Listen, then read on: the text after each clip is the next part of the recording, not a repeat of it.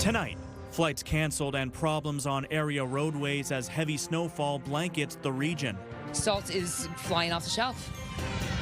Service providers in Windsor-Essex say a new report that shows homelessness across Ontario is getting worse comes as no surprise.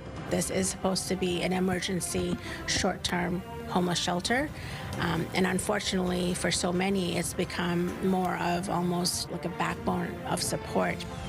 Grok is the Wild West of AI. An investigation into social media platform X is expanding following reports that chatbot Grok is being used to create fake, naked, and sexualized photos of people without their consent.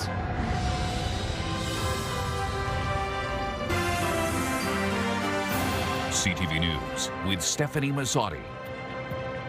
Good evening and thank you for joining us on CTV Windsor and AM 800. I'm Sanjay. Maru. Stephanie is off tonight. A major snowfall overnight made for a messy start to the day. School buses canceled. Roads were slick. Windsor Police and OPP busy responding to collisions throughout the morning commute. CTV's Bob Belichico has been in the thick of it all day today, and he joins us now with more. Bob.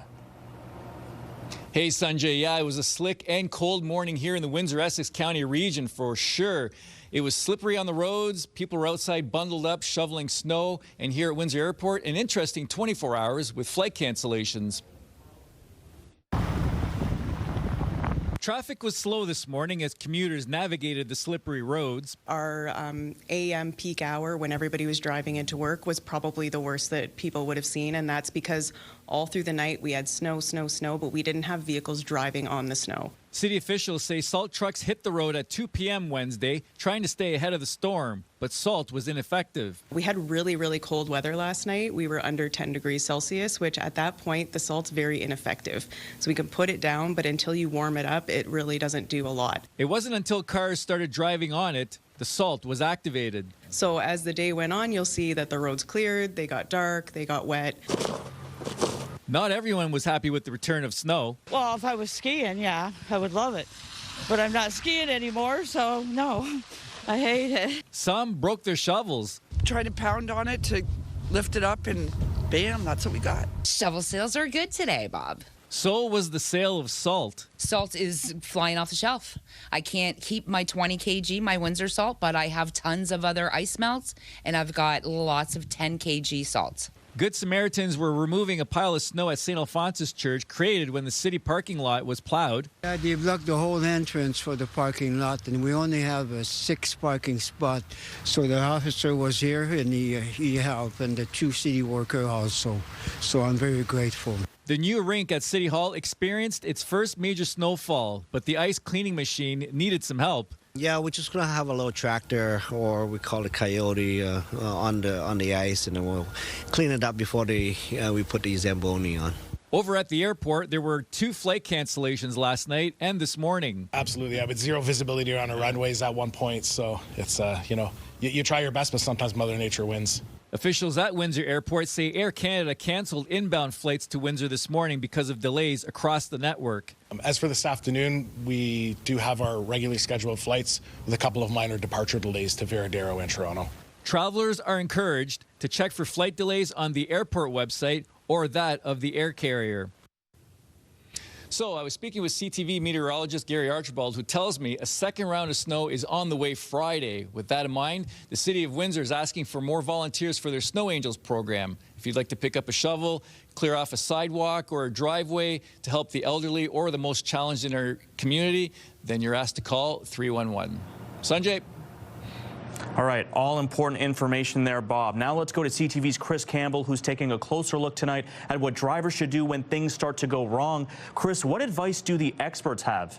Yes, Sanjay. The biggest message is pack your patience and don't panic. Winter storms like this can make any drive, even short ones, unpredictable. But the biggest danger isn't the snow, it's how drivers react when they lose control. A quick tip before you go in the car is make sure that the lights are clear. When winter weather hits, it doesn't take much for a routine drive to turn unpredictable. Increase the following distance and slow down. That's the bottom line for winter driving. But even cautious drivers can run into trouble when traction disappears. Winter tires will help a lot, definitely. Studies have shown that winter tires would reduce your stopping distance by a third. Jacob Amud at the iDrive driving school in Windsor says panic is one of the biggest mistakes drivers make, especially when braking. You actually want to release the brakes and reapply a technique called pumping the brakes. You need to pack your patience when you're inside the vehicle, give people around you plenty of room and plenty of space as they try to navigate these difficult conditions. According to CAA, patience and preparation are two of the most important tools drivers have during winter storms. You know, emergency happens when we least expect it. So an emergency kit will help you to deal with things that you're not expecting. Pack blankets, extra clothes, and don't forget a shovel or booster cables. It's better to have them with you, either to help yourself or to help someone else that's in your situation. Ontario Provincial Police echo that, saying many winter emergencies could be avoided with preparation, even for short trips. If you don't have to drive, then don't. If you can postpone your travel plans, then do so. There is no need for anyone to go out and find themselves stuck on a major highway for hours on end. Police say once a vehicle loses control, things can escalate quickly. So abrupt acceleration will lead to fishtailing at the back. Pumping the brakes when you start to slide is key, and if the back of your car starts to fishtail, steer in the direction you want the front of the vehicle to go. So just ease off the gas and steer where you want to go, look where you want to go. Keep your distance, slow down, and look as far as possible ahead. Experts agree the safest decision may be the simplest one. Slow down, stay alert, and if conditions don't require you to be on the road, stay home. Sanjay? All right, all ways to keep us safe. CTV's Chris Campbell reporting for us tonight. Thank you, Chris. So that takes us to our question of the day. Are you enjoying this recent blast of wintry weather? Go to our website to cast your vote. That's ctvnewswindsor.ca. Yesterday, we asked if you intentionally buy vehicles made by the big three automakers. Out of 800 responses, 55% say yes, they do. All right, a lot to look out for on the roadways and the days ahead, perhaps. CTV meteorologist Gary Archibald joining me now for our first look at the weather. Gary. Well, Sanjay, good evening. Good evening, folks. We're talking about round 2 of 3 successive storms headed in our direction. We have one that's working over the state of Wisconsin into Michigan through the overnight, making a beeline into southwestern Ontario, and then on its heels, working through Manitoba and northwestern Ontario. So through Saturday, definitely snow already on the ground. Will add to that Sunday even more. I'm concerned about the next storm on its way. 2 to 5 centimeters, some models suggesting 5 to 10.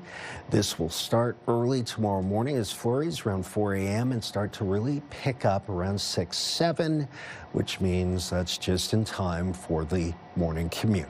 We'll have details about it all coming up. Windsor police are looking to speak with the driver of a dark-colored pickup truck following a road rage incident. Investigators say the driver is not a suspect, but may have important information. Police say the incident happened just before 1 Saturday morning, starting near Central and Grand Maris and continuing toward Tecumseh Road East. Anyone with information is requested to contact police or Crime Stoppers.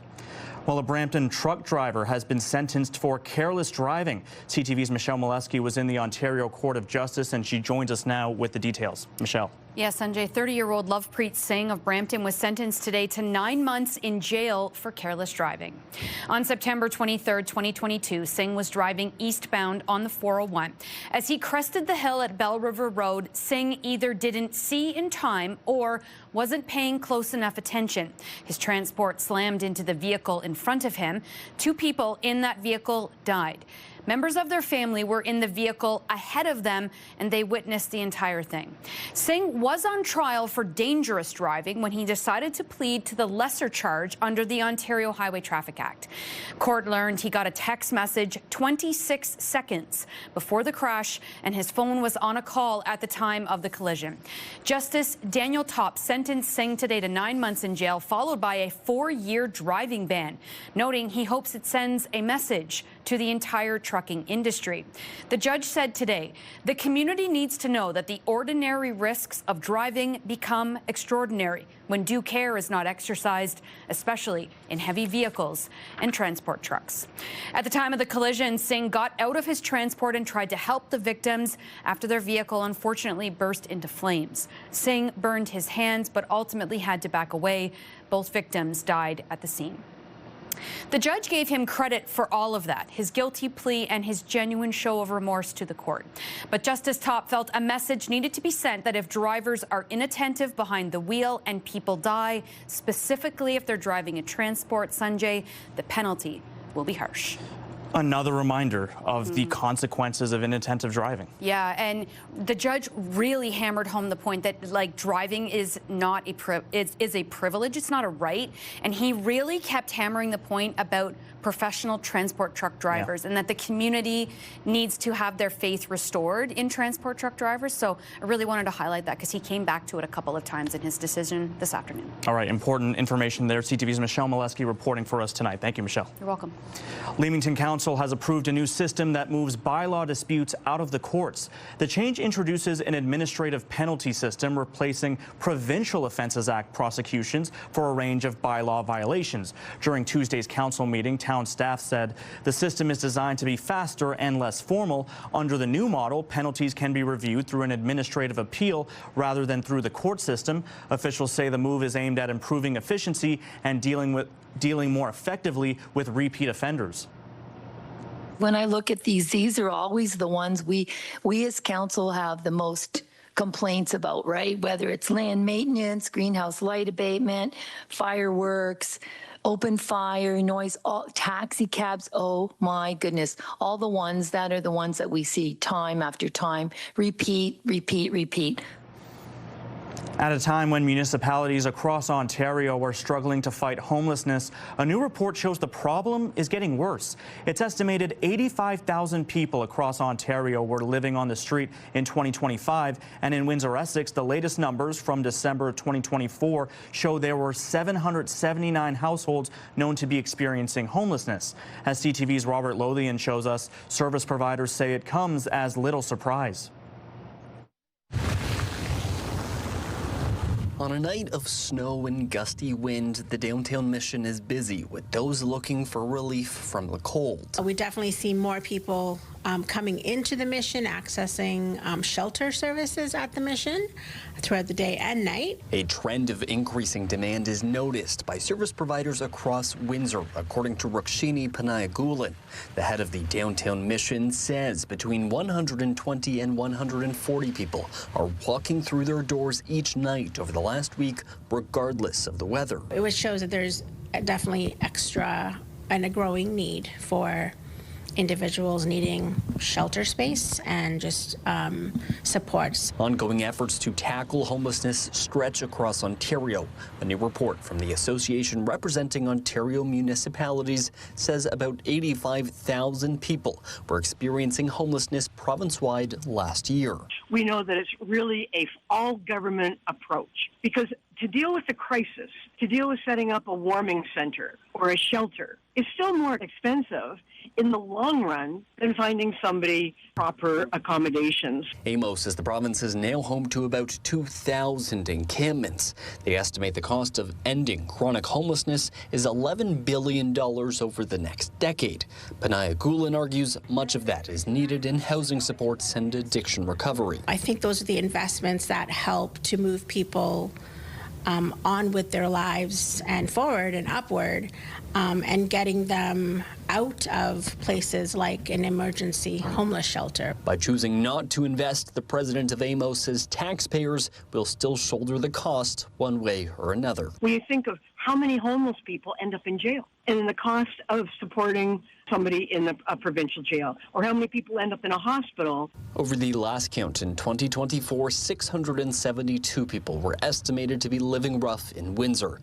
With supports like Windsor's Heart Hub making strides, Panayagulan is hopeful that figure is on the decline. This is supposed to be an emergency short-term homeless shelter, and unfortunately for so many, it's become more of almost like a backbone of support. Robert Lothian, CTV News, Windsor. Media preview days are now over at the Detroit Auto Show. In years past, thousands of reporters would flock to the show and stay for 4 days covering the latest and greatest in the auto sector. With the surge in social media, however, and reduction in news agencies' resources, analysts say the industry has shifted away from these grand spectacles. Automakers are now choosing instead to host the media at their own events at their own factories instead of fighting for attention all in one place. The name of the show has also changed. It's now just the Detroit Auto Show, no longer the North American International Auto Show. Motor Trend magazine's senior editor says she misses the good old days. Having no press conferences is just, it makes me sad when I think about how Detroit was the news-making event of the year internationally. And sadly, that is not the case. But it's still a good show to come out as a consumer, kick some tires, drive some things, you know, maybe do a little shopping. The other big change in this sector is, of course, electrification. In recent months, many automakers have postponed, canceled, or delayed the rollout or production of more electric vehicles, including the postponement of the Daytona Charger coming out of Windsor Assembly. They confess it does not seem like the appetite is there for an electric vehicle, but analysts all say it's coming one way or the other. When manufacturers were telling suppliers that they wanted to build hundreds of thousands of EVs, we told everybody to slow down because this just wasn't going to happen that quickly. And so we're going to see this transition to EVs, but it's going to take well into the 30s, probably into the 40s before we see a majority EVs on the street. We want to hear from you. Do you have a comment or question, an idea for a great story? Text us at 10400. Discussions, deliberations, and deals still ahead on Windsor's news leader, the new relationship between Canada and China. Plus, disturbing privacy concerns prompt an investigation into a popular chatbot after explicit AI images surface on X. Start your day with the latest local news. Sign up for our newsletter for direct local content straight from CTV Windsor to your inbox, including top stories, the forecast, and videos. You can sign up at ctvnewswindsor.ca. Well, central Canada was blasted by a blizzard. Heavy snow, strong winds, snow squalls, and bitter cold from Windsor through eastern Quebec and parts of New Brunswick. CTV's Heather Wright ventured out into the treacherous conditions to give us a true picture. Weather whiplash, from record high temperatures in parts of the west to snowstorms in parts of the east. I woke up this morning, I was not expecting to see all the snow. The snow began falling last night and has kept coming. Environment Canada predicting as much as 35 centimeters could fall in both southern Ontario and in the Ottawa area. While in Montreal, 10 to 15 centimeters is expected. A number of school boards in the Toronto area shut their doors today, leading to the two greatest words for a child to hear in winter: snow day. But adding to the headache for parents, the Toronto District School Board says a glitch in its third-party email system means some families never got the closure notice. For anyone needing to get somewhere today, travel was slow and frustrating. The Don Valley Parkway in Toronto was closed in both directions for hours, while the storm caused delays at airports in Ottawa, Montreal, and Toronto. It's all hands on deck here, and it's a coordinated effort to make sure as many people can get going as possible today. This is the first major snowstorm to hit Toronto since 50 centimeters fell during 3 consecutive storms last February. The city's response to those storms called a failure by the mayor, who says cleanup coordination has improved. Once plowing is complete, crews will begin to remove snow from our streets and sidewalks. And while snowfall is expected to slow over the coming hours, Environment Canada is not predicting much of a reprieve for people in southern Ontario and parts of Quebec. I think we could just say kiss any thawing temperatures off from until February. Environment Canada says some flurries might stick around for the next few days in parts of Ontario and Quebec, but it's the cold temperatures that they say are going to be here until February. Heather Wright, CTV News, Toronto. Turning now to a new era in relations between Canada and China. On this first day of talks, the two nations signed trade and economic cooperation agreements to boost exports. CTV's Annie Bergeron-Oliver has details of this cooperation roadmap. A grand ceremony full of pageantry in China's House of Political Power, marking the restart of a Canada-China relationship that has been largely non-existent for years. And I believe the progress that we have made in the partnership sets us up well for the new world order. It's a partnership with new focus and greater depth and a sense of purpose. Prime Minister Mark Carney receiving a warm welcome from various Chinese leaders Thursday, who said bilateral relations have hit a turning point. China is prepared to work with Canada to follow through on the important consensus between our leaders and move forward our strategic partnership on a trajectory of healthy, steady, and sustainable development. Agreements signed today pledge greater dialogue in areas including forestry, tourism, culture, and food safety. On energy, the pact recognizes Canada as an important potential partner in oil and gas. What we heard loud and clear is China is looking for reliable trading partners that don't use energy for coercion. So far, there has been no agreement publicly about tariffs, but Saskatchewan Premier Scott Moe, who has been outspoken about the need to remove canola tariffs, was invited to sit in on a meeting with Premier Li. Tomorrow, Prime Minister Mark Carney will meet with Xi Jinping. Annie Bergeron-Oliver, CTV News, Beijing, China. Global Affairs says it's aware of the death of a Canadian in Iran. As CTV's Mike Licouture shows us, the news comes as the UN holds an emergency meeting on the deadly nationwide protests. As anti-government protests blanketed Iran in recent weeks, we're learning a Canadian has died in the hands of Iranian authorities. In a post on social media, the Foreign Affairs Minister said, "Our consular officials are in contact with the victim's family in Canada, and my deepest condolences are with them at this time." While supporting the peaceful protests, Anita Anand said Canada condemns and calls for an immediate end to the Iranian regime's violence. According to some estimates, at least 2,500 people have been killed since the Iranian regime began cracking down on protesters. The White House says 800 executions were scheduled for today, but President Trump has been given assurances they will not happen. The president and his team have communicated to the Iranian regime that if the killing continues, there will be grave consequences.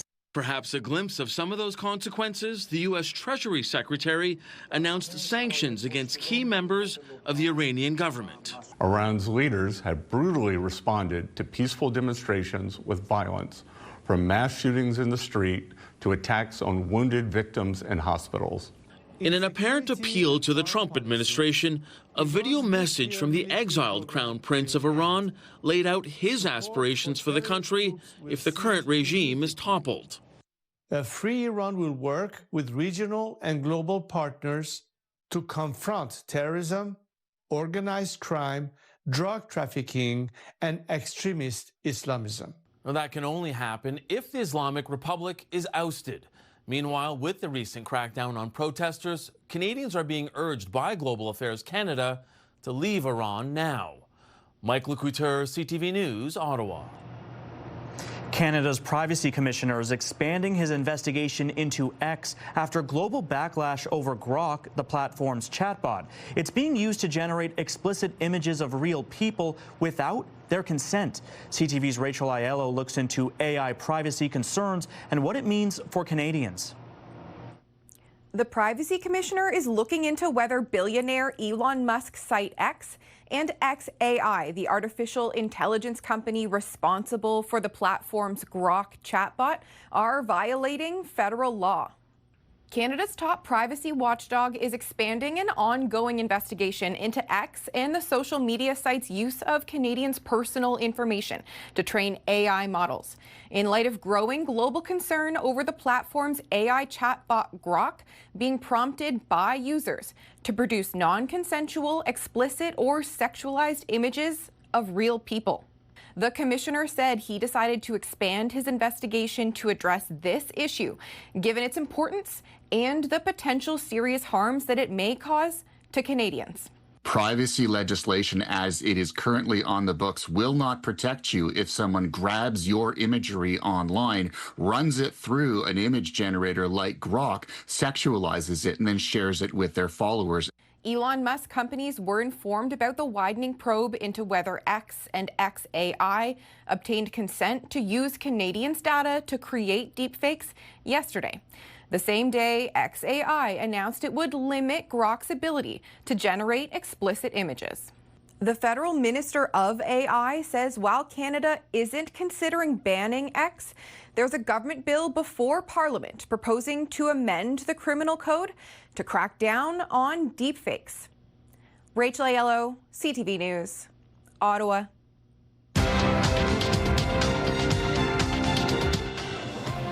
Canada's main stock index was up on the strength of the industrial and financial sectors. In Toronto, the TSX gaining 112 points. In New York, the Dow adding 293, the Nasdaq up 58. The Canadian dollar losing 1/10 of a cent today. Gold falls $12 an ounce, while oil drops $2.80 a barrel.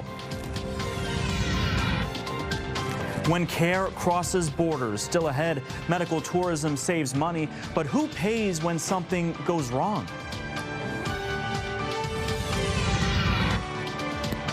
It's all about the winter scene, and literally more snow is coming. We'll see the conditions deteriorating tomorrow morning. Send us your snapshot of your favorite winter scene. Text it to 10400. And remember, shoot horizontally and make it interesting. We'll talk snow on the way next on CTV News Windsor. Discussion here at Windsor City Hall. Windsor's top stories. A major project is about to get underway. Breaking news alerts. Severe weather is a possibility. And watch live. Good evening, and thank you for joining us. Download the CTV News app.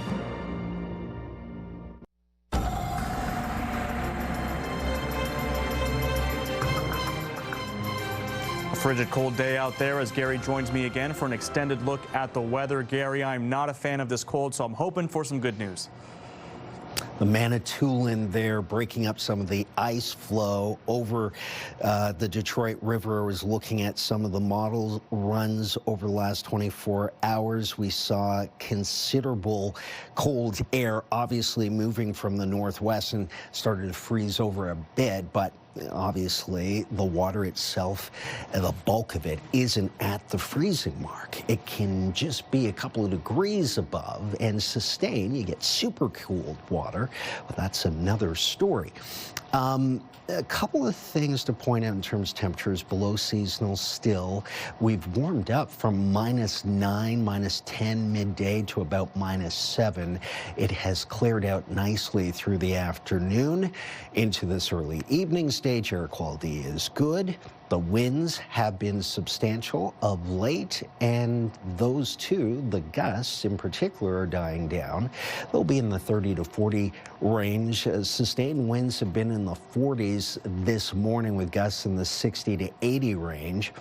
Because of the cold air in place and because of the winds combined, it feels colder than what you see here, -7 and -11 respectively. Windsor, Essex, Chatham, Kent, it feels like about -15 now in Windsor. It's been as cold as a wind chill value as -22. Chatham, Kent, cold still, even colder at -20. It's been close to -28 today. And the coldest air is in the eastern flank or in the northern tier of the country. The heaviest snow bands are moving over Kingston, Ottawa, Cornwall, Gananoque Way in the eastern flank of the province.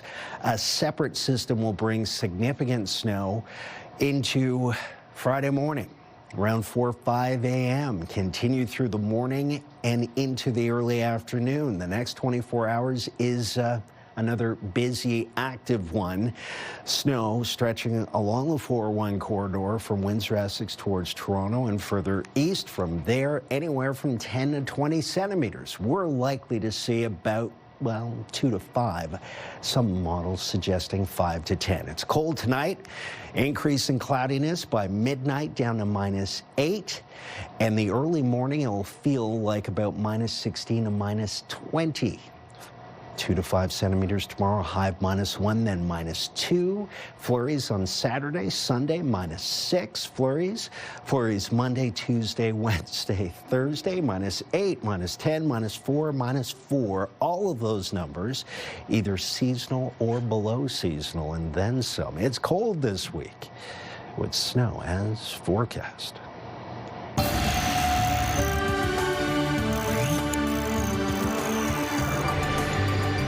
In the first two parts of our series on medical tourism, we've heard warnings from both the patient and doctors as to what can go wrong when you go abroad for medical procedures.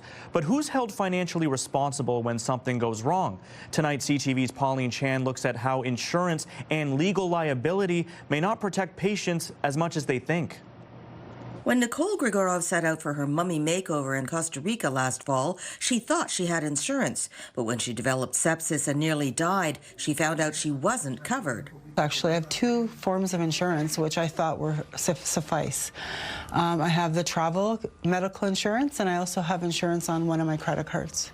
And one of them is critical illness and disability, so I'm arguing with them right now. I get calls from time to time from people asking that exact question, and I explain to them absolutely not. And other scenarios too, like heart or cancer or anything out of the country that you are going to, knowingly that there will be a surgery or a treatment, is absolutely not covered by an insurance company. The Ontario Health Ministry says some forms of cosmetic surgery are actually covered by OHIP, saying OHIP would provide payment for out-of-country cosmetic procedures should they meet specific requirements as outlined in Regulation 522 of the Health Insurance Act, adding, under which surgery for alteration of appearance may be a benefit. Some examples include repair for trauma scars, removal of large benign lesions, post-mastectomy breast reconstruction, etc.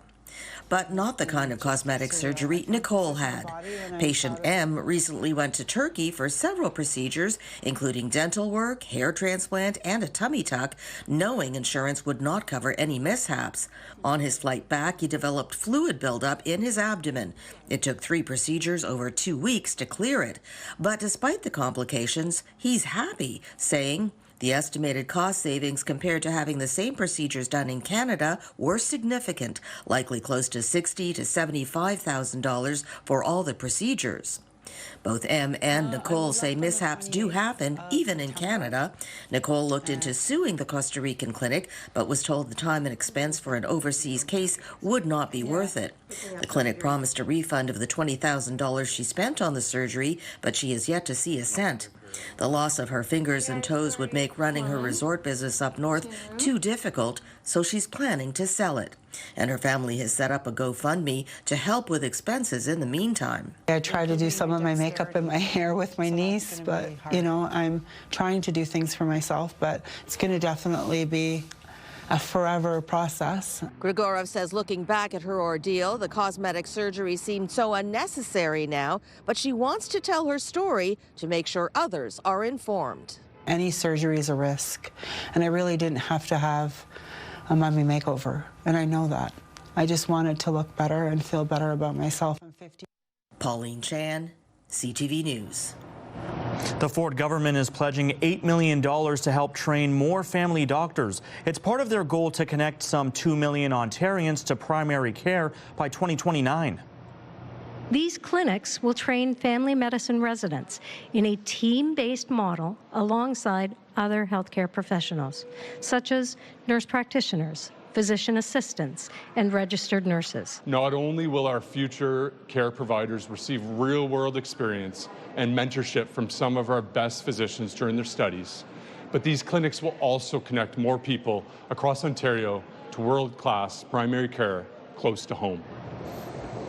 Last month, the Auditor General found Ontario added far fewer family medicine seats than planned because these clinics were not ready to go. The new target is to have 16 teaching clinics ready in the 2027-2028 school year, with a promise of more to come. So coming up in What's Up YQG, we're actually taking the show on the road, Johnny. Don't tell my 2014 Equinox. It's going to be so jealous that I'm here right now. Stay tuned to see all the cool brands coming up.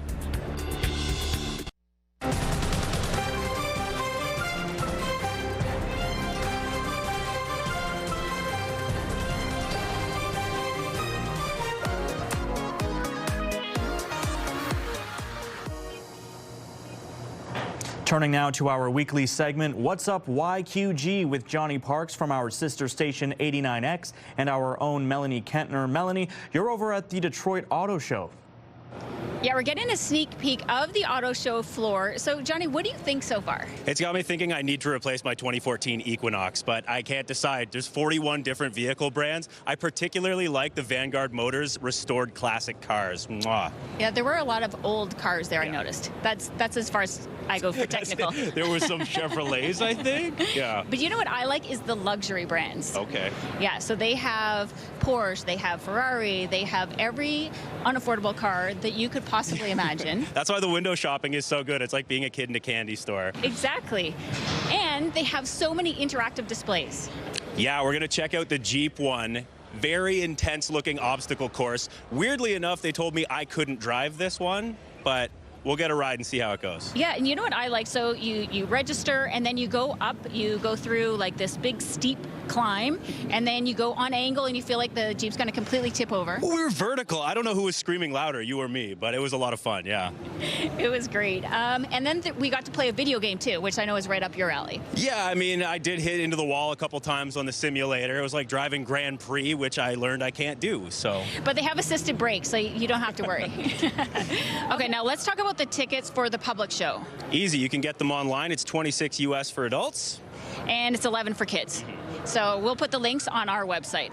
Now, there are some other things going on in Windsor this weekend. Yeah, comedian Andrew Santino is going to be at Caesars on Friday. Hilarious. And unrelated, there's a pickle fest in Walkerville. I love pickles. That's going to be a lot of fun. That's Saturday. There's also a wedding extravaganza happening at Kubota Club. Exactly. So many things going on. Make sure you check them out and check out the links on our website. From the Detroit Auto Show floor, that's What's Up YQG. A British woman who moved to Toronto last year is documenting her new home in a creative way. She's made a series of stamp-sized art of some of the city's most iconic locations. CTV's Jessica Smith explains. First one I did was the Trash Panda, which Gemma Chapman is putting her own stamp on the city with an art initiative called Toonie Stamps. I arrived in Toronto a year ago from the UK, and initially it started as a way for me to document my time here. And has grown into a pint-sized art series documenting iconic people, places, and items, like her favorite in the collection. This stamp with the peaches really sums up all the farmers markets, all the produce, the kind of the way the city sprawls out onto the streets. Wanting to support local while sharing her work, the idea of an art vending machine came to life. The first location, Golden Horseshoe Barbecue on DuPont. This is a chewing gum machine that I converted into an art dispenser. And yeah, it's really, the project is about encouraging people to come on this journey with me and learn about Toronto and fall in love with it like I have. It's a fantastic thing to have in a place like this. Like I said, it really represents the area that we're in, and I think more restaurants should be tying into the community that they're in. Creating a tangible piece of Toronto you can take with you. Chapman says she plans on continuing to expand the Toonie Stamp initiative by putting more of the stamp dispensers at different locations around the city, helping people discover Toronto in a fun and accessible way. Jessica Smith, CTV News. This is your CTV Windsor Our Community Calendar. The hospice invites you to savor the sea, delight your taste buds with an extravagant feast for seafood lovers and land lovers alike. See you next time on Our Community.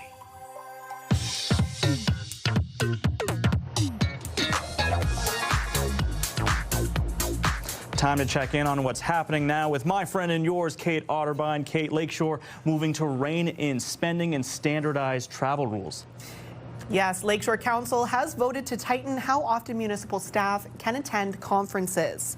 Members of administration will now be limited to a maximum of 2 conferences per year. Any additional conference travel would require approval from both the mayor and the CAO. Several councillors raised concerns that a strict cap could limit training, professional development, or other opportunities for staff to represent the municipality. The motion was brought forward by Lakeshore's deputy mayor. Years and years, even probably prior amalgamation, most municipalities had it limited to 2. So I just wanted to ensure that members of administration be treated in the same manner as members of council. Conferences are expensive, and I think we need to be wary of the cost. Those details and more are online at ctvnewswindsor.ca.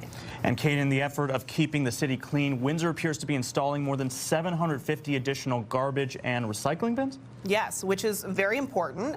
So the public's feedback is wanted for where these bins and garbage and recycling bins, should go. Here's the criteria. They should be in a high traffic, convenient location, on grass or soil, be close to accessible pathways, and in an area with enough room for a truck to empty them. The survey is open until February 28th. Mayor Drew Dilkins says the city looks forward to cleaner and greener parks all year round. The survey link is available on our website, as well as a map to the current bin locations. And in our social spotlight tonight, sometimes we only want to take one trip unloading the groceries, but here's a good lesson on why sometimes 2 trips are necessary. Are you serious, Paul? Just take 2 trips. Knock it off stage, I got this.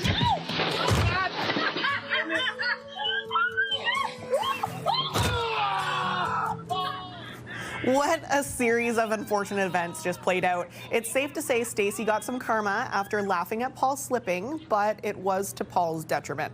At least they can laugh about it afterwards and watch that doorbell camera footage over and over. I've slipped on the ice like that one time in my life. I was preparing for a surprise party. I didn't want the person who the party was for to see the food that was being brought in, and as I'm rushing to bring in the food, I take a spill. Have you ever slipped on the ice like that? Too many times to count, actually. I'm rather clumsy. Okay.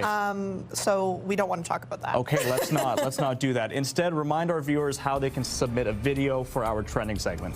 Yes, so you can email it to us at newsnow@bellmedia.ca, or if you prefer to text it, you can send it to 10400. I thought it was a joke. I didn't think he was serious, so then he really wanted me to answer the questions. Most first dates start with dinner. This one started with a questionnaire, but the last question changed everything. That story when we return.